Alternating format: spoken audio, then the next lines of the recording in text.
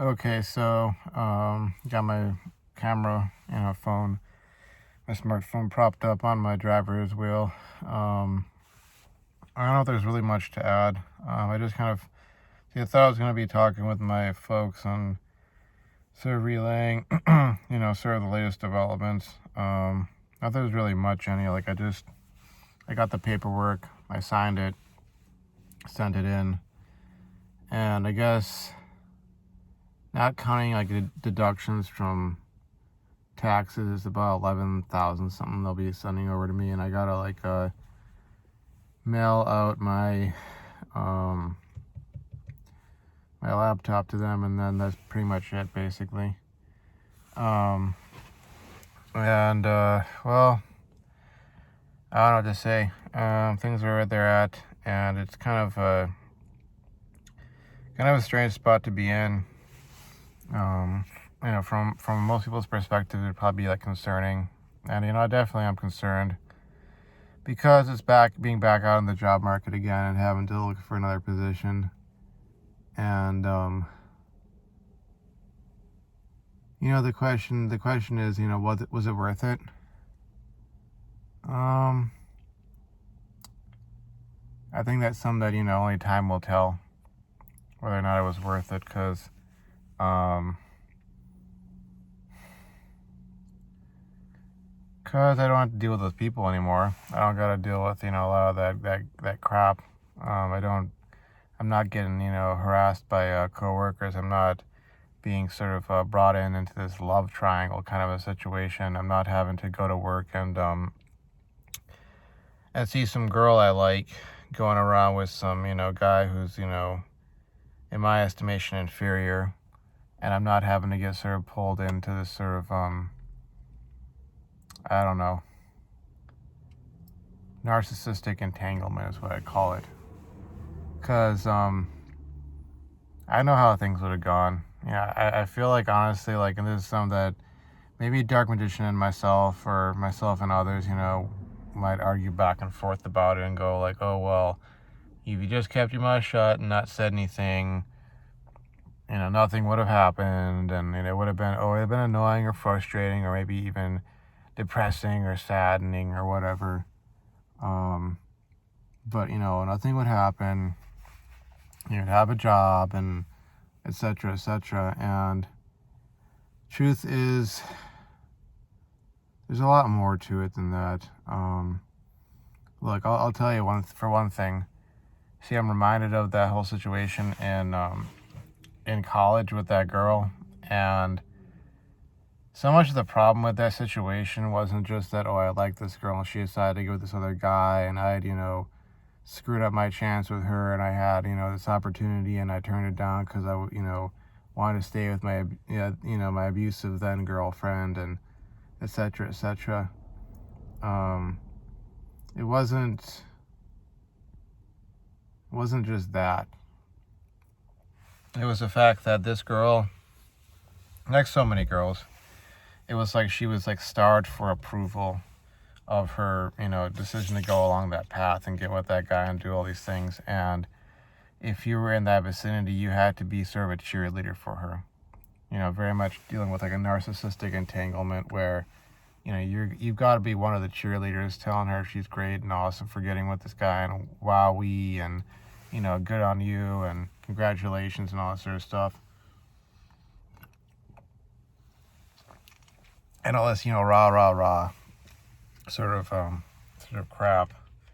And for most guys in that environment or so, trying to keep things at the right angle, I don't know. It's a jacket that I got from my old workplace, which I might be going back to. But anyways, for most guys, that wouldn't be an issue because they either never had really strong feelings for her, or they liked her with some sort of passing deal where their mentality was just like, okay, well, I guess I'm not getting inside of that, okay, maybe I'll try and get inside of this girl or that girl. And I've never been able to be like that. And that situation, I wasn't able to. So it's kind of like my best option was to sort of exit stage left, to use that expression. That was the best option. And I was only able to do that to a certain extent. And it was like, because that girl was very much the narcissist that she was, my exiting, it was kind of like she would try to pull me back in. And that happened over 3.5 years. And it was a sort of push-pull sort of dynamic there. And, excuse me. I had that whole experience, being pushed and pulled, and, thinking at times that she was into me when no, she just wanted my attention and approval. And truth is, she was never actually going to get that, because my attention and approval would have come with this, this need to be in a relationship with her, that she would have to be my girlfriend, you know what I'm saying? And that's just how it was, how it would be, and people might want to give me a hard time about that and saying, oh, like, how dare you, man, you need to get a life, you need to stop expecting these things, you don't have any right to expect that. But, if the shoe was on the other foot, they'd be totally like, rah, rah, rah, in support of the girl in question, saying that, oh, she deserves to be able to explore her options and, date all the guys, all these different kinds of guys, kind of like following the Sheryl Sandberg model of, of hypergamy, essentially. And, again, if things were on the, in favor of the man, those same people will be attacking that guy, and that guy would have been me, and was me. That if I wanted things a certain way, it's like, how dare you? But if the girl wants things a certain way, it's, well, that's her right. And the same thing with this. It would have been a case of like me having to try and like being expected to sort of jump on board, being a fan of this girl being with that guy. And since I had at one point in time been essentially a potential boyfriend, and I'd really fallen for her, it wasn't going to work out. And given that I have this understanding of how women work in situations like that, she would have eventually cooked something up to get rid of me. And I decided to pull the pin early. And it sucks that it has to be like this kind of a situation where it's like, this kind of dynamic is at work, and it leads to this kind of result. And I think I went through my Gmail and I saw, for this channel, I saw one of Dark Magician's comments, which I had only gone through like half of it. And, basically saying that, oh, I, misread social cues, and nothing would have happened, and it would have been, whatever. But having had the experience I had in college, I would have to disagree with that. And that's why I did what I did. That's one of the largest reasons, because as much as it sucks to not have a job and to have lost the network I was building over there and all that sort of stuff, and supposed opportunities that I had coming my way if I had lasted another 6 months, I don't know if it would have been worth going through 6 months of that freaking torture. I really don't. I saw what it did 3.5 years, in college, what that did to me psychologically, even physically. Just like, I swear I have a lot of these, creeping health problems that seem to be popping up, a little bit here and there.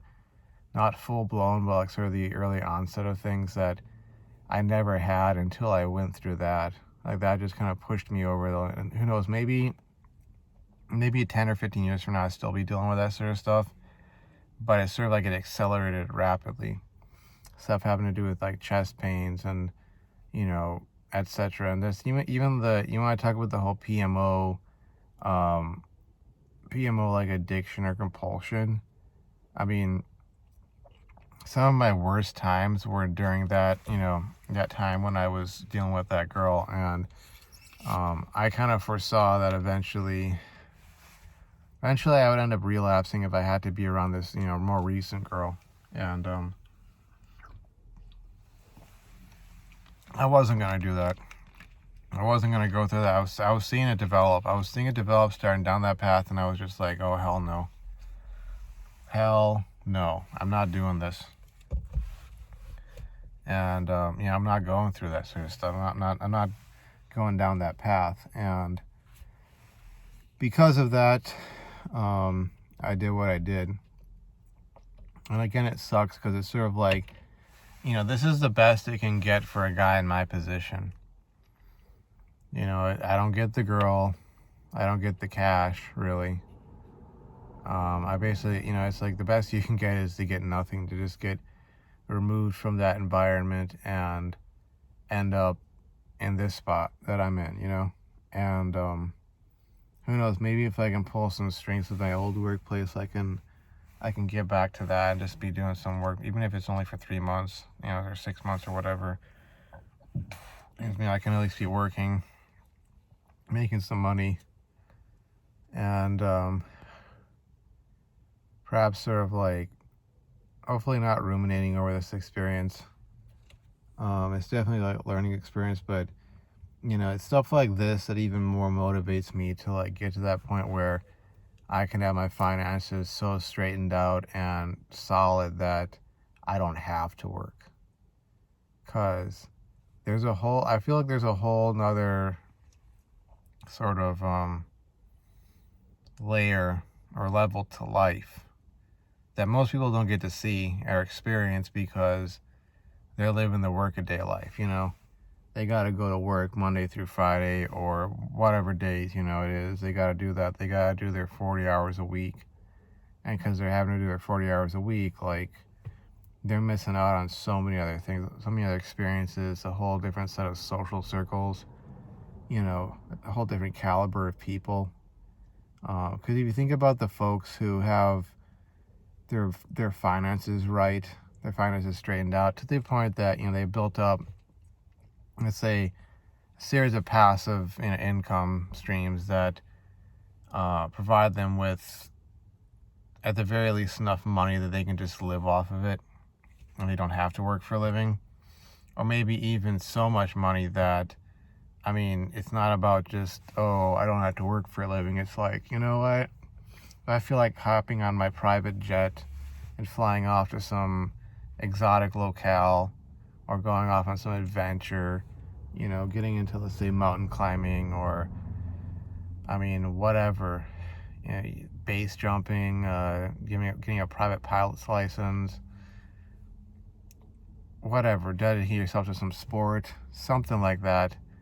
Like, they can just go and do that, and they get to be around different caliber of people, different social circles. They get to have the kinds of experiences in life that, like, most people, I don't think they even dream of it because they don't even know that, oh, that's possible, you think about the ultra wealthy, the ultra elite, and when I say that, I mean truly wealthy. I don't mean just looks rich. I mean actually wealthy people who, will be counted among the upper class. Like, what kind of a life do they live? What kind of life do they lead, What are their concerns? What are their hopes and dreams and their experiences and their highs and their lows? And, what's their life really like? Because that's so much of what I want. So much of what I want is that sort of thing where it's kind of like, it's a Monday, it's a Tuesday, it's a Wednesday, whatever, and I feel like I want to go out and do XYZ, or I like to catch a flight out to whatever place, and I can just go and do that. And I don't got to go pretty please with sugar on top.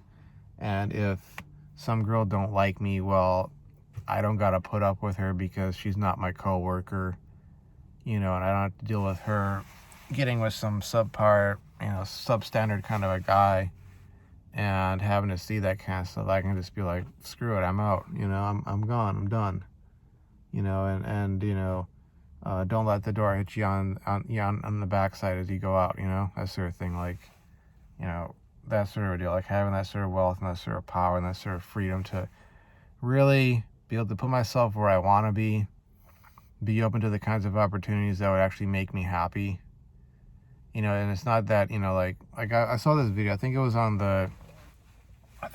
either the Ask TRP subreddit, or it was on like the one of the MGTOW subreddits, the one that hasn't gotten banned, but it was this guy talking about like why money is so important. I'm talking about money and happiness, and it's like, it's not that, you know, money can buy you happiness or that it will. I'm trying to hide this freaking logo, but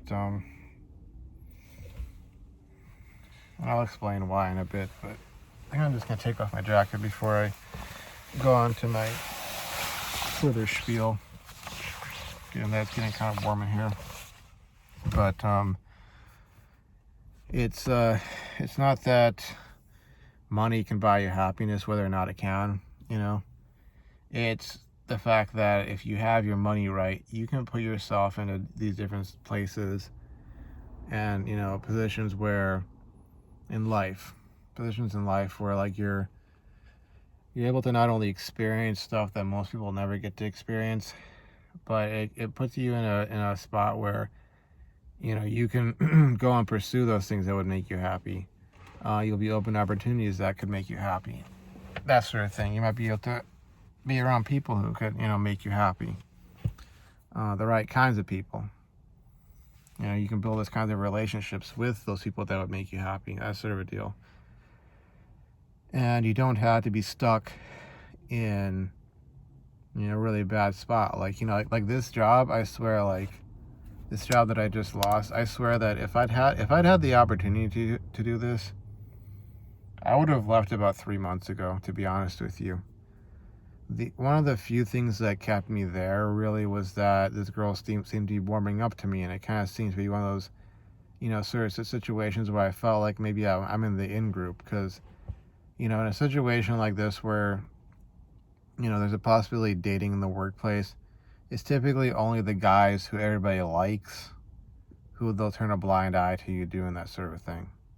You know, they'll turn a blind eye to you dating a girl in the workplace, especially an attractive woman, you know, especially the kind of woman who, you know, maybe other guys want.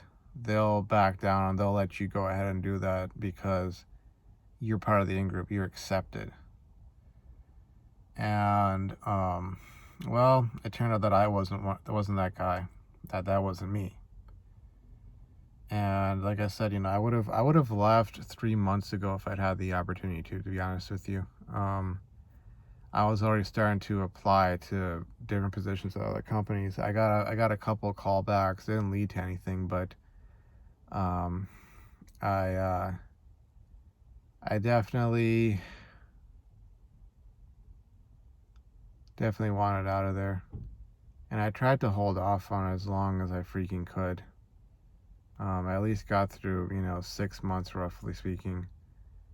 And,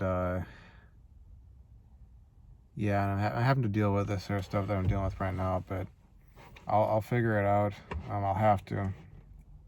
But, needless to say, like, it's yet another motivator. Because I could pay off, yet another loan with a significant percentage of this severance package, and assuming I get a job, I can take the remainder and probably pay for some stuff like a certification that I've been, you know, working towards getting. I need to be in contact with the company that does the certification, but, you know, to sort of figure out like if I'm truly ready or what it would take to get that. But needless to say, truth is that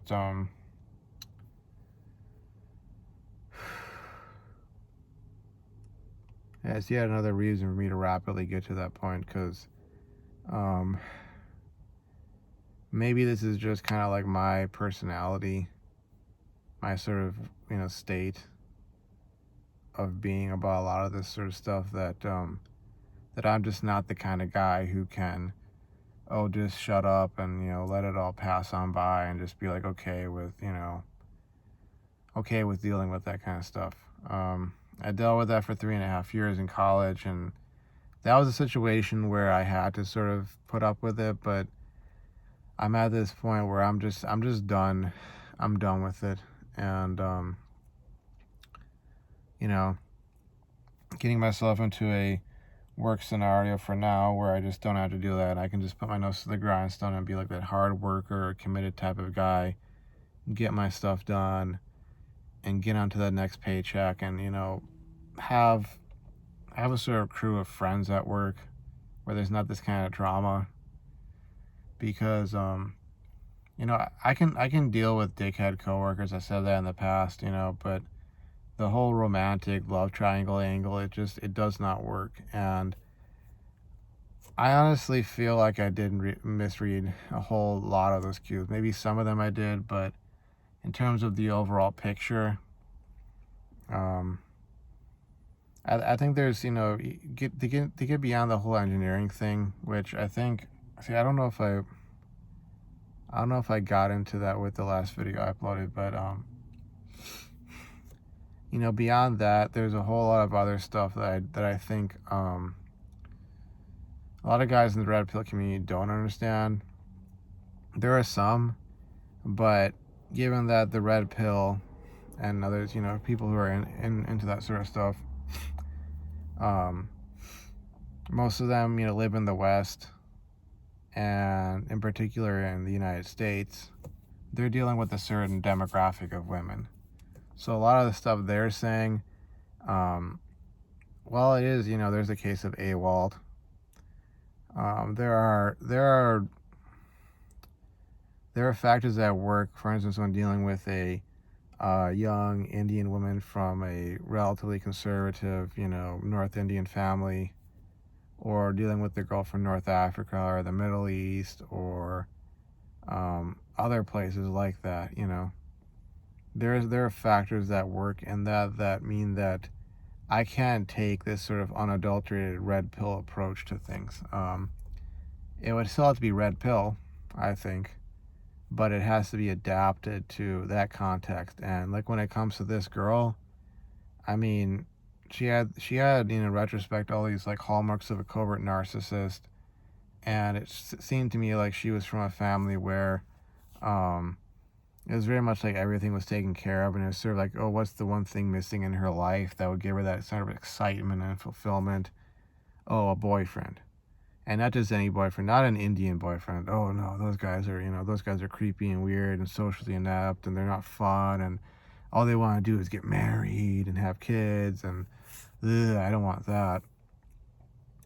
But to find the kind of guy who would be her fun time boyfriend, and I feel like I have the ability to become that kind of guy, but see, like, to me, it's like I've got to pay the piper. I've got to be the one. Like, if I want to go out and have fun, or if I want to get involved in social activity, like, this is not something where I'm going to go, hey, Dad, could I borrow the car? Could I, have some money so I can do this, that, and the other? Like, I'm not there. I'm in this sort of spot where it's like, if I want to do that, it's like I'm having to go to myself and be like, okay, do we have the money for that? Can we do this? Can we afford that? That sort of thing. And so many of my priorities are like, it's almost like stereotypical early to mid 30s priorities, where it's like, okay, get your money right, et cetera, go for that master's degree, get those certifications, all that kind of stuff. And it's like, I'm not, some 20-something-year-old fun guy. And even when I was in my 20s, like, I'd be honest, like, I was not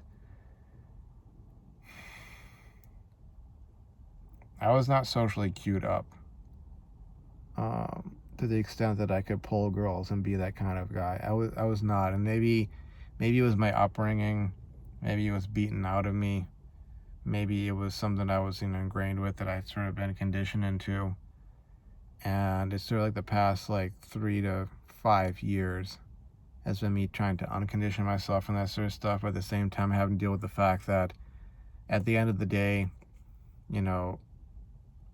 it's almost like, even if I knew all this stuff and knew all the lines and I had sort of the approach and all that, like, I'm still a 34-year-old guy. A lot of this stuff would actually be effective if I was 24 years old, if I was 22 years old, if I was 21 years old. I mean, especially with how I looked back then. I mean, I had hair back then. I had hair back then. I was a lot more, I'd almost say laid back in a lot of ways. And it was sort of like, I was in the age bracket where I could joke around. I could be genuine, and authentic in my being relaxed and chill sort of thing. The only moments I've really had that sort of ability to give up that kind of energy, probably the last few years, would be like when I went fencing and I got that out of my system and I was around people who I felt I could like let my guard down around.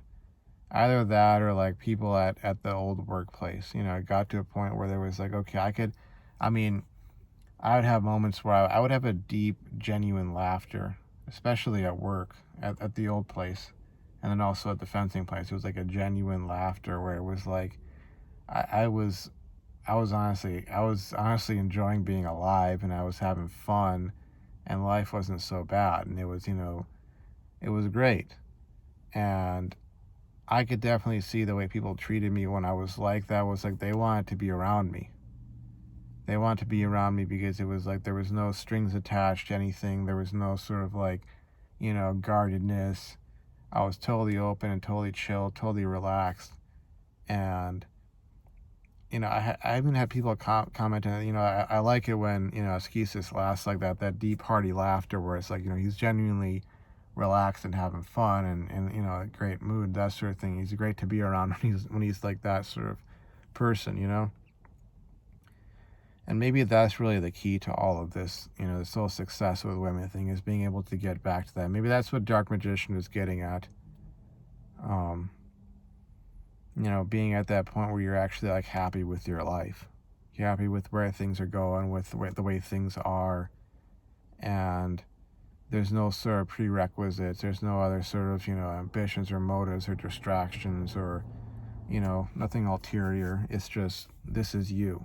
And you're just fun to be around. There's nothing forced about it. There's nothing sort of like, there's nothing going in such a manner that sort of like, a little too much of this or a little too much of that pushes things over the limit or over the line. It's like you got everything in a sort of right balance, because you're where you're supposed to be happy. Maybe that's a lot of it on my part, on my end. But, again, with this girl, like, it was really unfortunate. And, it was going to go this way. It was going to go this way. And all that being said, like, I think I got something due for my class, like, tomorrow night. I'll have to just kind of scrape it together and turn it in. I don't know how that class is going to go. And I don't even know where I'm at really mentally. Like, I feel like I just want to chill out and, at the same time, I feel this drive to want to go and do something. So, I don't know. I'll have to figure this stuff out. But, needless to say, it's not a great spot to be in. But, it's better than having to suffer that sort of, this sort of cycle of unbearable, I don't know what you call it. Better than having to do that. Have that sort of shoved in my face again and again that, oh, you screwed up, you could have had this girl, but you said something or did something that turned her off, or, there was just something about you she didn't like, and having to constantly be, oh, why this, why that, why is she with that guy, and all that sort of stuff. Like, it's far better than that. I can hopefully put this behind me, take what lessons I need to learn from it, and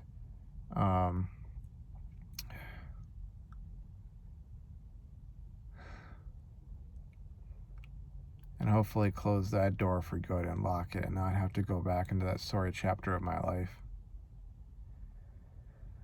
So anyways, that's my follow-up for now. I don't know if I'm going to get to talk to my folks. I, really wanted to, but, and by the way, I know I said I was going to, like, explain kind of, like, why I didn't want to have, that logo showing off my video, but, problem is, with a lot of the stuff that I do talk about, and the fact that this is a very, personal sort of channel right now, there's always that sort of like possibility of, well, what if the channel took off, or somebody saw one of these videos and they saw that logo and they're from the company, and it was kind of like, it's not a copyright sort of a thing, but it's sort of a association sort of a deal, because you throw out terms like red pill or MGTOW, you talk about problems you're having in your life. You know, corporate might not want to be associated with that, and that's why, I don't know, maybe the last few videos I might have to take down eventually, but I mean, excuse me, the only real reason I think that might become an issue is if like my channel really blew up. And if my channel really blew up, taking out a few videos wouldn't be an issue. You know, and even then, like, I think I'd have to become so spectacularly fabulous. We're talking like on the level of someone like I think it's pronounced PewDiePie or PewDiePie. Someone like that, or some other big time YouTuber. Like, I'd have to have like millions of subscribers in order to, you know, be at that level. And I don't know how far I would want to take this channel really in terms of subscriber levels if I were to have, you know, have a say in that. But anyways, it's gone past the half-an-hour mark, and don't really expect people to watch all that long unless they're, you know, one of my friends who well, I don't even expect my friends to watch this sort of stuff, but that far. But you know, anyways, I'm gonna finish recording and upload this, so I will see you folks around probably tomorrow, next video, that sort of thing. But anywho, take care, bye bye.